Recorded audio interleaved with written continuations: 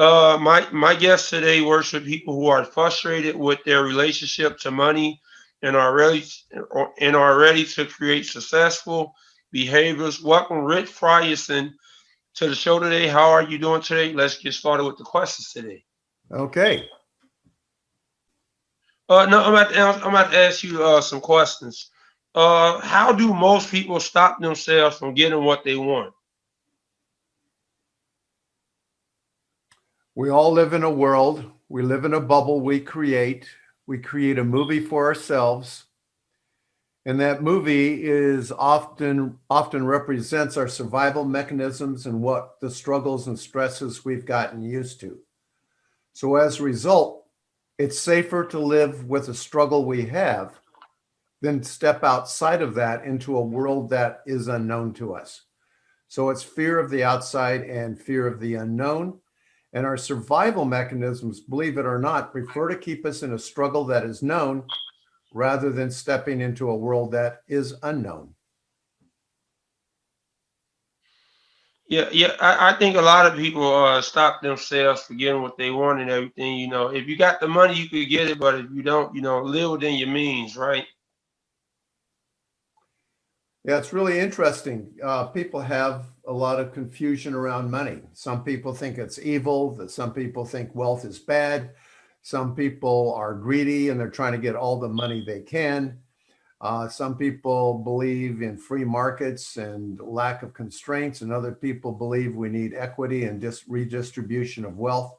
So we have a whole bunch of cultural issues and beliefs around money that are not only on the outside, but are also very much internalized. And so we all have different maps and meaning that we attach to money. And as a result, there's a lot of conflicts, not only internally, but externally as well. That well said, sir. Uh, Another question: what is a suffering obligation of love? Ah, let me give you an example. I built a trading firm on the floor of the Pacific Exchange, and I hired traders to trade for with my capital. And one of the traders really respected his father. His father was an immigrant, worked hard, worked three different jobs, and really suffered a lot to give his children, a better opportunity than he himself had. So when I hired this trader, he would make about 125,000 a year and then lose it. Make $125,000 a year, then lose it. So I brought in a hypnotherapist who worked with him. And what he discovered was if he made more than his dad, then that would be disrespecting his father. So rather than disrespecting his father, he just didn't make more money. Because if he made more money and made it easily, that would mean that his father had worked so hard and so for so long when he struggled and he didn't need to. So in order to respect his father, he just didn't make any more than him. So that is what one example of a suffering obligation of love. Yeah, that was a great example. Uh, is our brain in charge of what we do? Is our brain in charge of what we do?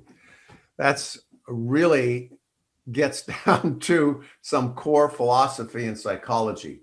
On one hand, we can look at our neurological structure in our brain, and we can, neuroscientists can kind of poke and prod and give us different feelings. They can put us into MRI, and they can even predict some decisions we make before we think we even make them. If we look at brain damage in certain areas, it changes people's personality, their ability. So we can, on one hand, you can have the model where the brain is determining what we do, and the mind is just our experience of a predetermined, totally locked in brain.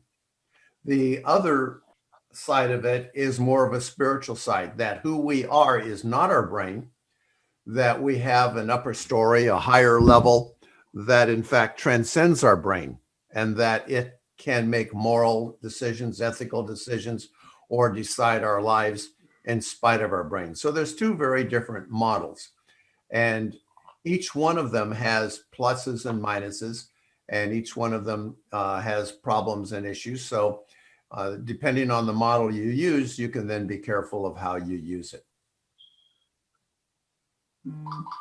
Okay, so it's a it's like philosophical, right? Philosophy wise. Yeah, I think that's a good point. That how we look at the brain is not determined by science or research, but by our predisposition, our philosophy, our religion, our psychology, and the beliefs we bring to it. And we get the answers that we want. Okay, how can we change a very deep belief about ourselves or the world? Well, this is really a challenging question. Let's say you feel like you've been victimized by the world. Let's say that you feel that the world has not given you a fair shake, that you believe there's structural issues that prevent you from getting what you want, and the world out there is doing it to you, and that you're a victim. And we see, especially victimization, is really growing, it seems to me. My grandparents were on the farm during the Great Depression. They had to move to the city, to the East Coast, and they were never they were so tough. They didn't feel much. They just did their duty. The thought of being a victim or taking welfare or being having somebody take care of them would have been so shameful, they couldn't have done it. In other words, they took responsibility for themselves. Now, that is a very unusual generation back then. The other side of that is the world is doing it to me. I don't have much choice. I don't have much chance. Both of those extremes have both pluses and minuses. But I think we have a world now where a lot of people see themselves as victims. So then the question becomes, is that helpful? Does it promote your well-being and the well-being of others around you? And if it doesn't, then how do we change? The first step, I believe, is to see what you believe as a movie. It's a movie that you create. And you can create multiple movies. But first, it's very difficult to get to that step because we all believe what we know is absolutely true. I mean, Rich Friesen, I'm the only person out of billions of people in the world that absolutely has the truth. So as long as it's like virtual reality. Yeah, as long as I hold on to that, well, then I'm not going to be able to see any other points of view. So I think the important part is to let go that we know the absolute truth. I personally think in models, what my current thinking is, how my current model is, my current beliefs about this. So if I phrase them that way, then I am more able to let go of them and to look at multiple points of view. So I think the first step in what you asked originally was, how do we change beliefs that no longer serve us, is first to understand that our beliefs are a creation and that there's millions of beliefs out there and that we don't, in fact, hold the absolute truth. Yeah, everybody got opinions about everybody got their opinion about different topics. Yes, we do. And those opinions come from some deeper belief systems. So in other words, I could ask you one or two, three questions politically, and I can tell you how you're going to answer a dozen other questions. Because once I understand where your political beliefs are, everything else is going to be the same. Somebody on a different political belief system, they tend to all believe the same. So once we step into a particular world, then we're not thinking anymore, but we're just engaging in what I call religion. I grew up, my father was a preacher. I grew up very religious. And once you're in that religious system, everything is known. Everything is true. You know exactly what to do in church. You know the hymns you're going to sing. You know the beliefs. Everything is there. So what I see is the world is broken down to a number of religious and I don't mean in terms of actual God or religion, but in that kind of strength of belief systems. And so as a result, as long as we're all locked into those belief systems, then communication becomes very difficult. Yeah. So, what can I do to handle a difficult a relationship? What can you do to handle a difficult relationship? Yes. Okay, so do you want to give me a personal example and then we can step through it? That's a broad question. So let's make it more narrow. Give me a personal example of a difficult relationship. Let's just say you don't get along with you got like different of opinion, different views, like from one of your family members or something. Okay, that's pretty common. So it really depends. Let's say your family member is psychotic and is thinking about killing you and has a very different opinion about the value of your life. Yeah, you yeah. you're not going to say, well, how can I have a conversation with this? There are boundaries. So first you have to establish boundaries. And if somebody is out to really do you damage, you have to establish boundaries. And that can be everything from just seeing them at holidays uh, to maybe not seeing them at all. Now, given that most people aren't like that and we've established our boundaries, then we can be curious about their positions. You can say, well, that's something I hadn't really thought about. So you're thinking about this, this, and this. What does that mean to you? How is that important to you? What would happen if people believed that? What would happen if people didn't believe that? And by being curious, you can open them up and to understand. My experience is that almost everyone in the world has a good heart. There's just wonderful people in the world.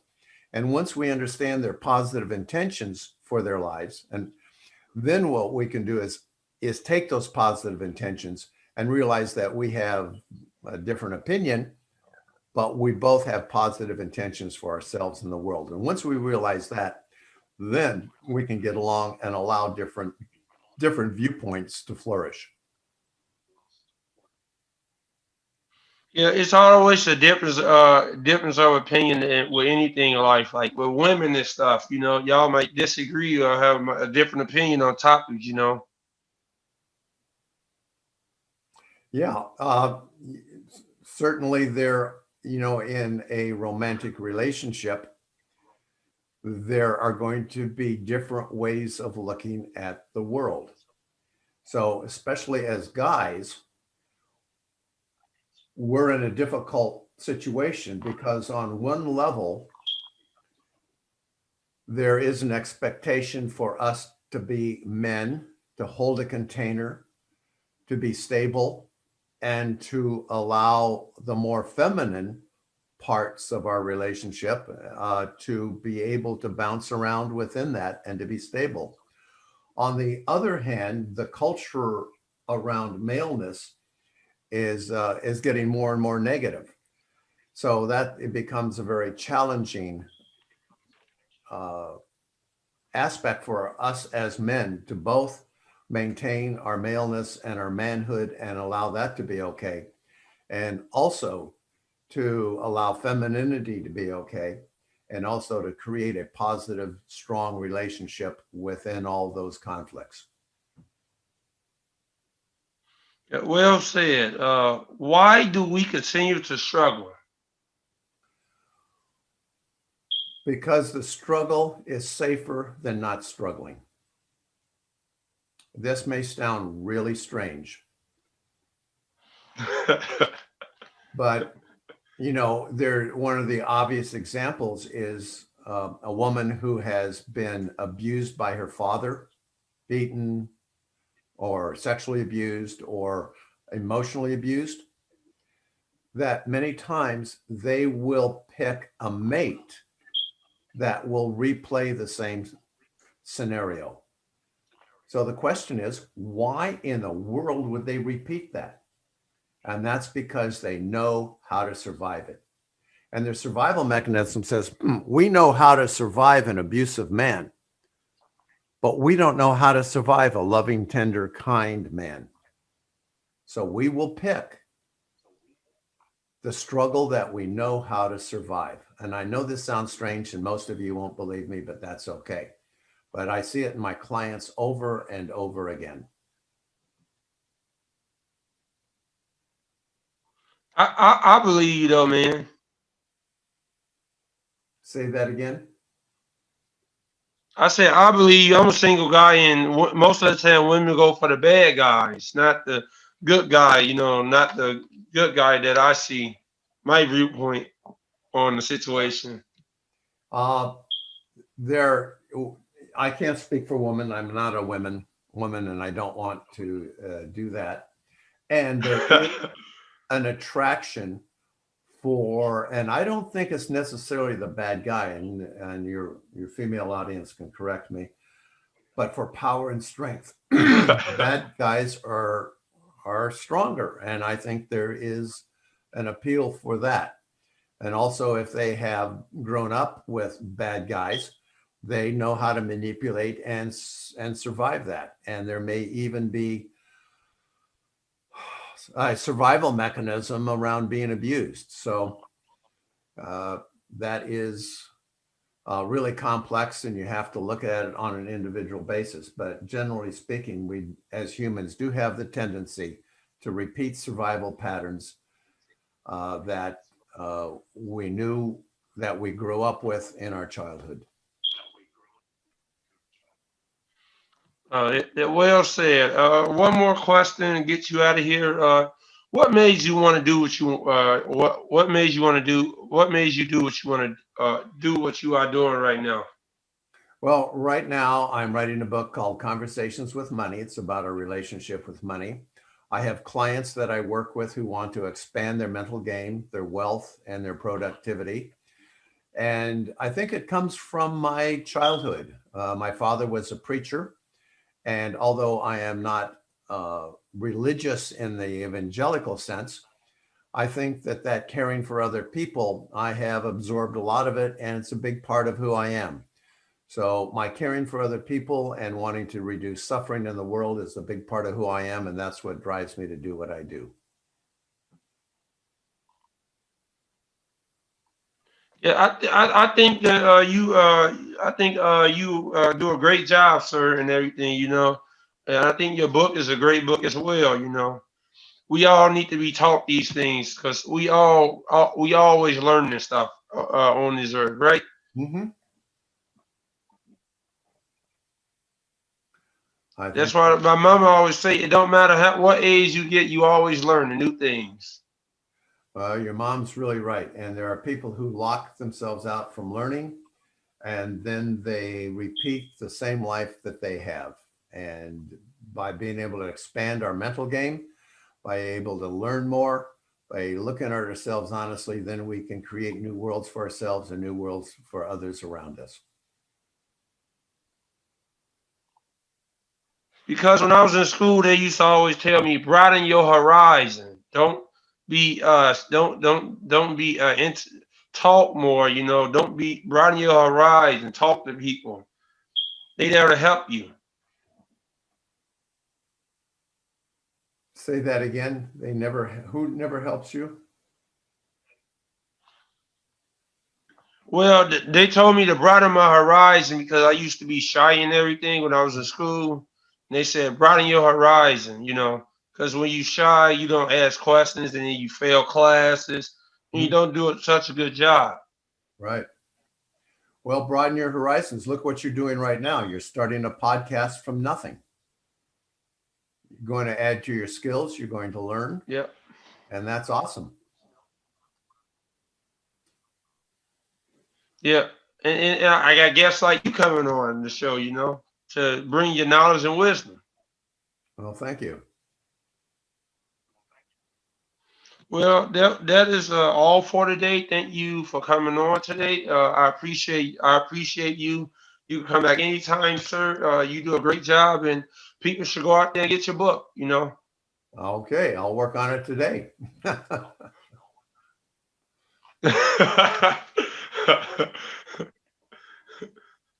That's all for today. This is episode 7.